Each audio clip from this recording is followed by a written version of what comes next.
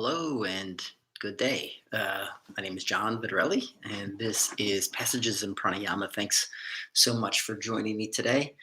We're making our way through the Samkhya Karika. Sometimes it's pronounced Sankhya with an N. Here I'm using a translation, Samkhya. All right, so Samkhya Karika. We're on verse 4. And so far, we've kind of made our way through, what Samkhya is kind of like all about. Last week, we went through the evolvens and the evolutes, meaning the separate parts of the philosophical system. Not every single one, we'll get there, that's for sure, but kind of how it breaks down in these first, maybe dozen or so verses. The philosophy doesn't seem to have like any real kind of pattern to it. It's very generalized information, and we're getting some things kind of like, some important facets of the philosophical school, not out of the way necessarily, but they're important parts of the philosophy that you first need to know to proceed, right? They're prerequisites, let's just say, right? And they'll make a lot better sense later on. Now, in this fourth verse, we have kind of like how do we learn Samkhya, or what comes about from learning Samkhya philosophy? And in every orthodox school of Indian philosophical thought, there is this process, if you will, of how we learn. Now here, Samkhya, before I even get into the actual verse, Samkhya is really considered a school of reason, or of jnana yoga, right? It's jnana yoga. Each philosophical school has some elements of the three primary yogas. Jnana, in this case, wisdom, reasoning, knowledge, karma, right? Karma yoga, self-discipline, selfless service, of action, right? Of doing. In Vedanta, we have strong elements of kind of like all three, including bhakti yoga, right? That of devotion, right? So, like I said, all schools kind of have all three yogas. And if you are a fan of, like I am, of Swami Vivekananda, you might be asking yourself, why three, not four yogas? Right? And I just want to address that here. Karma yoga has both Raja and Karma kind of entangled into one another. So anyway, this fourth Karika is all about knowledge and how we how we gain it, right? How we gain this knowledge. There's a few points that I want to make. So let's get to the translation. The means of right cognition are recognized to be of three kinds: perception, inference, and valid testimony. As all the means of right cognition are proved to be included in these three, verily, a provable is proved by means of right cognition. Right, so those of you who study the Yoga Sutra, this sounds a lot like, was it 1.5? Right, so yes, 1.516 maybe, somewhere around there, where we have like these different means of cognition. Yeah, so it'd be actually it might be 1.7, right? So the very first of the five turnings of thought, which would be 1.5 or 1.6. My apologies. Again, it could be 1.7. Anyway, so we have these different ways to know a thing, right? And they come in Samkhya as well as the Yoga Sutra. We have these like three different ways, right? So we have direct perception, right? viewing it, witnessing it ourselves. Right? And this is like probably the best way to do it. Now, I realize we're not quite there yet. And the same thing happens with the Yoga Sutra. We see something like this come up very early on in the philosophical system. It is then required that the rest of the philosophical system is, understood to greater and greater. Is skewed by anything from whether we're hungry at the moment or not, how well we've slept, if we've gotten into arguments with other people. So, the old saying, right? Viewing the world through rose-colored glasses. We're viewing the world constantly through various colored glasses, depending on our current state. And this is something we have to be really careful of, because we're witnessing a thing, right? We're perceiving a thing, we're gaining its knowledge. But the knowledge that we're gaining, especially in this lower part of ourselves, the lower self, I should say, not this lower part of ourselves, the lower self, is being skewed by these other factors. So that's important to note. Right now, there's no doubt that this is the best way to gain knowledge, right? By witnessing it yourself, by perceiving it yourself, even using the word, right? Direct perception, right? The tools that we use are limited in direct perception. It, right? And therefore, and we're also aware of the inaccuracy of the tools that we have to perceive a thing. And here we go a step further by inferring. And here we're dealing with ideation, the mind, right? The mind's ability to, they're telling us something, they're giving us some imagery to work with. And when it comes to valid testimony, there's some really important parts to this. One, we have to trust the person. Don't know. No, my cat just, here he is. Oh boy.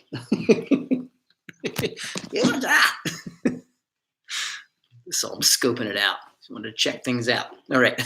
So this valid testimony requires that we someone completely. Now there's already kind of flaws with that. I come from the school of thought where the only person you can absolutely trust is yourself, right? Because we even know when we're lying to ourselves, right? Hopefully the ego isn't so powerful that we believe our own lies, right? That is what Patanjali would call that very fourth stage, or maybe it's the first stage of absolute ignorance, right? Hopefully we're awakened enough to move past that. But think about it, right? So we have to trust someone else wholeheartedly to receive this information. Now, not only do we have to trust that person, but we have to understand their truth and where they're coming from. So even though this direct knowledge is right cognition, this right cognition that Kapila is referring to here is of three kinds, can be attained from these three kinds, right? Direct perception, inference, and now through verbal testimony or valid testimony. We're relying on the faulty tools of perception from another who we must absolutely trust and has, as he said, valid testimony, right? This should then go on to say, from a trusted source, right? So this person we should know, and we can rely on them. Okay. Now, ultimately, we're dealing with the school of Samkhya, right? And trying to understand what this school is all about. So we hope to gain this knowledge from a teacher. And I'm a yoga teacher. Like I their experience based off of the mile that they've walked in shoes. Our shoes are different. Our mind is different. And therefore, what we're going to understand as we unravel, Samkhya philosophy, or as we understand Hatha Yoga, or as we understand cooking method, right? These all vary. depending on our own experiences. So, you know, trusting that person, it's a slippery slope, right? And I want to say use your gut, but not all guts are the same either. Okay. Well, I think it's time to get to pranayama. All right. So I am going to repeat the translation. Right. The means of right cognition are recognized to be of three kinds: perception, inference, and valid testimony, as all the means of right cognition are proved to be included in these three. Right. So they're the three. That's it. Verily, a provable is proved by means of right cognition. A provable. What is a provable? We'll come to find out, right? And if you study any yoga philosophy, or if you do meditate, then you know that which is provable can sometimes be hard to nail down. All right. I like to think that transcendence is in fact provable, but only by means of, well, there are various means, yes, but one, of course, focus, deep concentration, meditation, right? And in that state of meditation, there's something other, the quiet, the undescribable. Really, I shouldn't even say the quiet, right? The undescribable is then experienced. But it's ours, it's our own personal experience. And hopefully it's a beautiful experience. So let's try to get there. We'll do a few minutes of pranayama and a few minutes of meditation. Sit up nice and tall. If you'd like to, you can close your eyes. And first, of course, with all pranayama techniques, although we're keeping it pretty simple here, if you find yourself gasping for air or anything like that, you feel as though you're out of rhythm with my count, just breathe naturally, all right? Don't hold on, right? It's pranayama, breath work, is just like exercise, right? You have to slowly kind of condition, right, your lungs, your respiratory system. Right, so let's see, what are we going to do today for pranayama? Oh, okay. So what we'll do is, let's do Viloma, right? Viloma is fun. We'll do 3 rounds of Viloma. And in Viloma, this is like the segmented breath, where we kind of catch or retain the breath by breaking up. In this case, it's going to be our inhalations. Okay, we're going to break them up into different parts. All right, so for example, I'm going to ask you to exhale completely. We'll go through a few rounds of regular breathing first. So I'll ask you to exhale completely. I'm going to say inhale, hold, inhale, hold, inhale, hold. We'll do it in 3 parts. Okay, we'll do 3 rounds. Sit up tall. Again, you can close your eyes if you'd like. A lot of times you can use like the chakras to visualize. So what we'll do is we kind of like exhale at the bottom, right, at the root. We will inhale to the heart, inhale to the third eye, and inhale to the crown of the head. Right, they'll be the 3 energy centers in which we will kind of focus our breath at the moment. Yeah, you can go through all 7 or 13, depending on what chakra system you are studying. But today we're doing 3. Eyes softened, jaw relaxed, ears and shoulders and hips aligned. Let's first inhale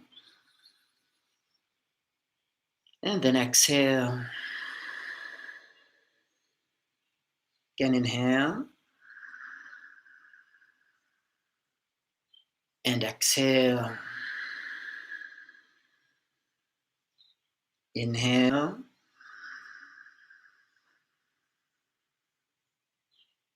and exhale. Exhale down all the way to your roots, right to the base of the spine. Exhale completely. Then I want you to inhale to your heart. Hold. Concentrate your mind. Hold your breath there at your heart. Feel your heartbeat. Soften it. Now inhale to the third eye. Hold. Hold there. Deepen your concentration even further. Go deep beyond the mind. Then we inhale to the crown of the head. Fully hold. Crown of the head, we find a brightness. Exhale. Exhale. Exhale to the root. Again, inhale to the heart. Hold. Again, concentrate deeply on the heart. Inhale to the third eye. Hold. Then inhale to the crown. Hold.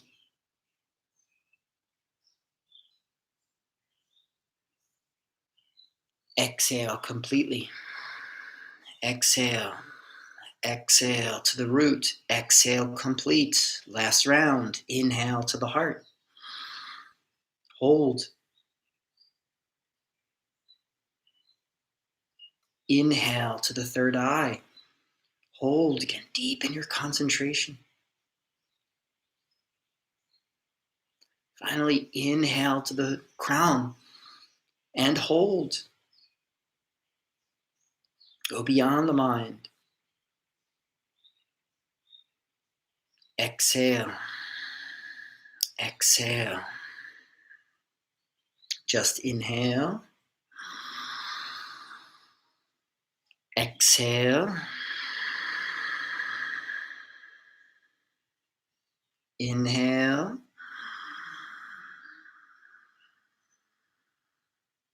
Exhale.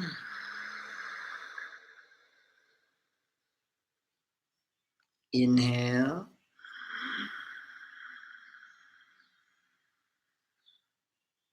Then exhale.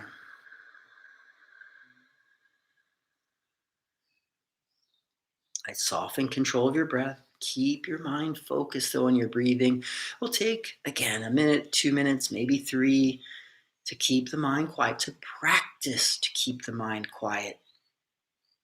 Right? Until then, we just keep the mind focused on the rhythm of our breath. And eventually, the breath might start to fade into the background.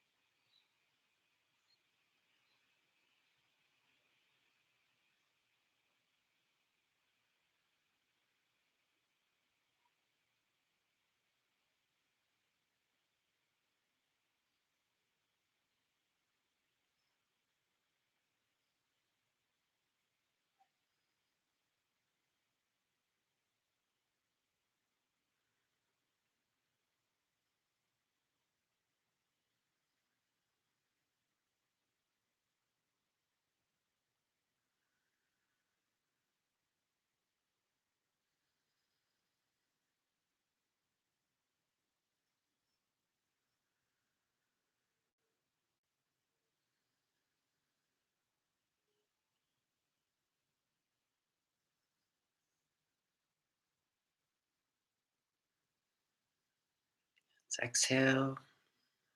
Deep inhale, shoulders rise. Exhale out through your mouth. Roll your shoulders back and down. Good. Thank you so much for joining me today. I really appreciate it. Have an awesome day, okay? Peace.